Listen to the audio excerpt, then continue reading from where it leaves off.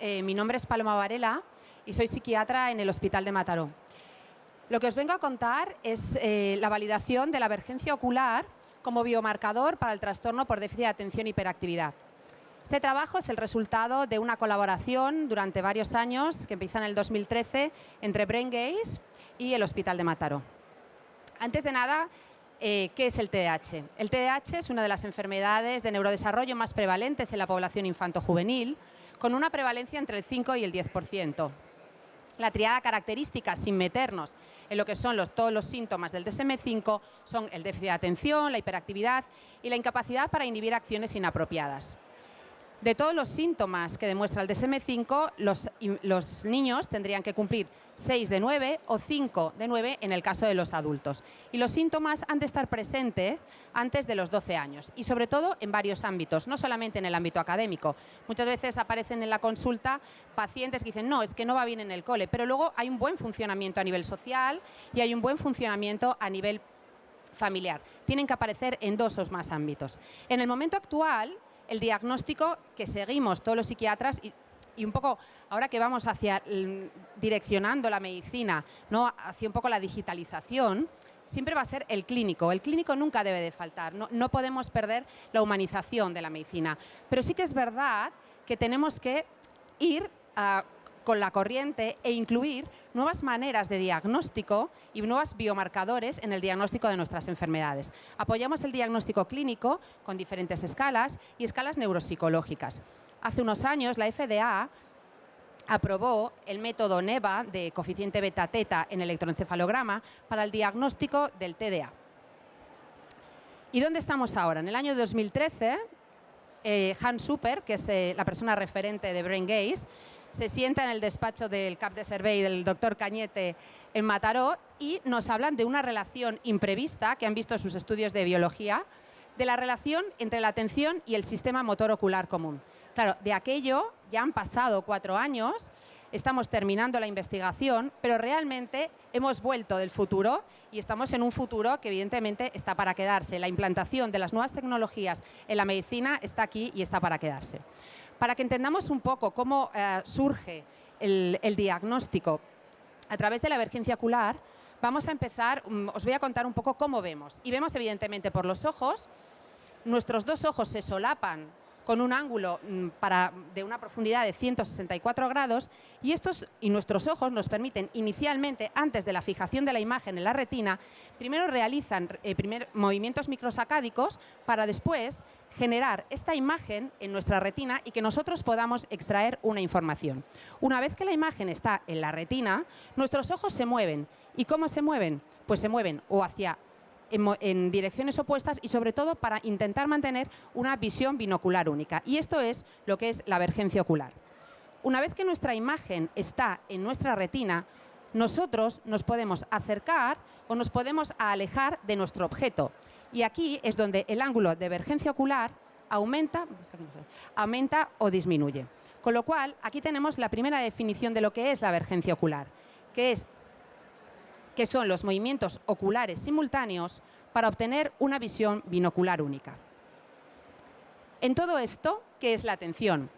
Pues la atención, a grosso modo, diríamos que es un mecanismo central del control del pensamiento de la información que actúa activando e inhibiendo procesos. Se ha visto que los circuitos neuronales de la atención están estrechamente relacionados con el sistema motor ocular común. ¿Qué tipos de atención visual tenemos? Por un lado, tenemos la atención visual abierta. Y es aquella atención visual que utilizamos diariamente, aquella atención que nos permite fijarnos en algo que nos llama la atención y la información entra por los ojos, llega hasta el córtex visuario primario, que sería el córtex sensorial, pasa al córtex parietal, donde la atención hace un filtro. Y una vez que la atención ha hecho un filtro, los diferentes vías que inervan a los diferentes músculos oculares permiten los movimientos de los ojos, tanto de convergencia como de divergencia. ¿Y qué es la atención encubierta? La atención encubierta es la base de lo que es nuestra investigación y es aquella atención visual, la atención visual encubierta, es aquella que mientras nosotros estamos fijados en un objeto, permite obtener información de aquellos objetos que están situados en la periferia. De esta manera, BrainGaze descubrió un nuevo papel de la avergencia ocular en la percepción visual y de la atención, que es lo que nosotros llamamos la avergencia cognitiva. Aquí lo veis bien. Nosotros, cuando miramos a un objeto, generamos un ángulo de avergencia ocular, pero en nuestro campo visual aparece otro elemento. Este cubo verde genera una alerta en nuestro cerebro y nuestros ojos generan otro nuevo ángulo de avergencia.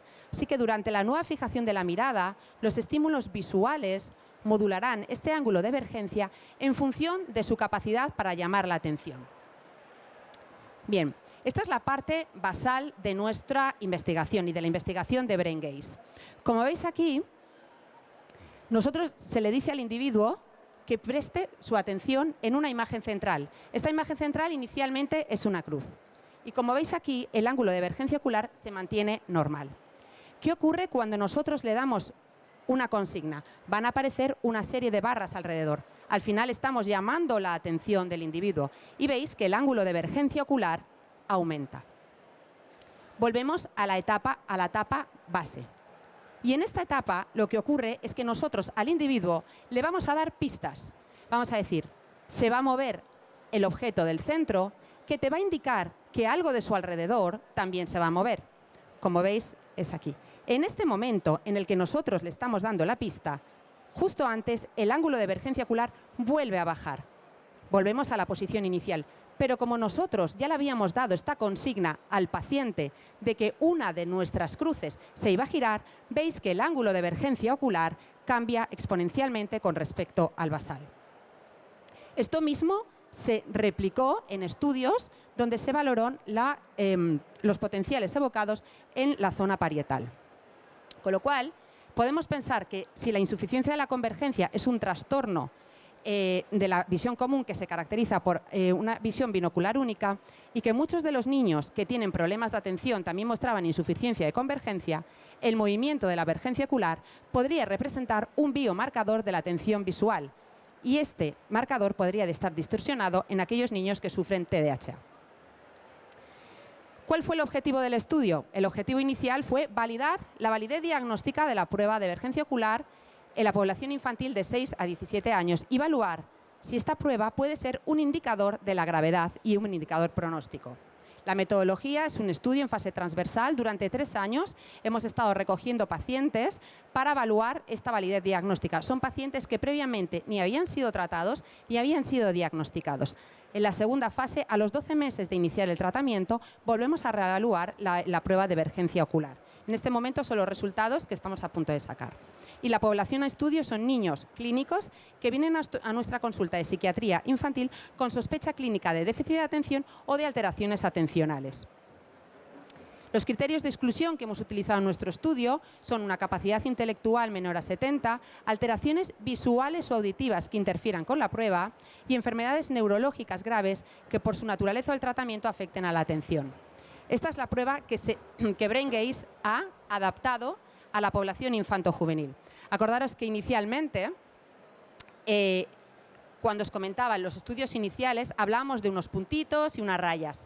BrainGaze adapta esta prueba a la población infanto-juvenil y, como veis, la rana, que es a donde nosotros tenemos que fijarnos, la cruz se ha convertido en una rana. Y vosotros decís, ¿cómo se miran los movimientos oculares?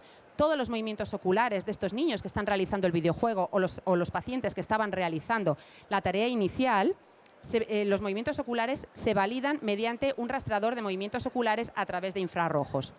¿Qué ocurre? Fijamos la mirada mirando a los ojos de la rana y después le vamos a dar al niño una información, una pista. Tú has de mirar a los ojos de la rana y hacia los dos lados aparecerán 2 charcos. En uno de los charcos puede aparecer un pez o un renacuajo. Tú has de apretar un botón cuando aparece un renacuajo, pero no una rana. Claro, el niño tenemos que intentar aumentar su atención. ¿Cómo aumentamos la atención? Aumentamos la atención mediante los ojos de la rana que se mueven hacia la derecha o hacia la izquierda. Y esto sería el estímulo informativo. Cuando el niño acierta, la rana salta. Esto es un poco cómo hemos hecho la validación de la avergencia ocular. Se han juntado dos tipos de pacientes. Por un lado, pacientes controles sanos de la Escuela Pública de Mataró. Por otro lado, controles clínicos, es decir, son pacientes que sin un diagnóstico de TDAH tienen alteraciones atencionales porque tenían ansiedad o tienen depresión, y pacientes con diagnóstico de TDAH. ¿Y cuáles son los resultados? A nivel sociodemográfico valoramos que existen un total de 43 niños diagnosticados de TDAH, 19 controles clínicos, niños con otras patologías mentales, y 30 controles sanos. Estos son los resultados que hemos obtenido. En esta gráfica están todos los ángulos de emergencia ocular de los diferentes pacientes. La gráfica azul, la línea azul, corresponde a los pacientes que son controles. Lo veis aquí. Y veis la diferencia en cuanto al ángulo de emergencia ocular con respecto a los controles clínicos, tanto con la pista como no la pista. En este caso no le estamos dando ninguna pista al niño. La rana no está moviendo los ojos. En este caso sí. Cuando hay una pista, el ángulo de emergencia ocular se modula. Cuando no lo hay, cuando hay una pista, el ángulo de emergencia ocular se modula mucho más que frente a no lo hay. Pero ¿qué pasa en la diferencia entre controles clínicos y TDAH? Como veis, en los niños con TDAH, el ángulo de emergencia ocular apenas se modula y la curva no es igual que los controles, donde el ángulo de emergencia sí que aparecía mucho más evidente y era clínicamente significativo. Con lo cual, los resultados son evidentes, clínicamente significativos. Se observan fuertes respuestas de emergencia en sujetos sanos y débil emergencia en los pacientes del grupo control clínico. Los niños del grupo TDA no mostraron modulación en el ángulo de emergencia del ojo o apenas la han demostrado, con lo cual hemos sido capaces de clasificar correctamente a los pacientes TDA de los controles sanos con una precisión del 96% y los niños TDA de los controles clínicos con una precisión del 85%. Nuestras observaciones muestran que la emergencia relacionada con la control difiere entre estos tres grupos poblacionales y que únicamente basado en las características de la modulación del ángulo de emergencia ocular pudimos clasificar el TDA de controles de sujetos de control sanos y clínicos con una alta precisión, al menos de un 96%.